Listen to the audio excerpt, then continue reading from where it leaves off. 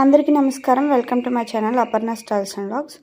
ఈరోజు Telugu project work అయితే దేవాన్ష్కి ఇచ్చారు. ఆ ప్రాజెక్టు ఇలా చేశాము.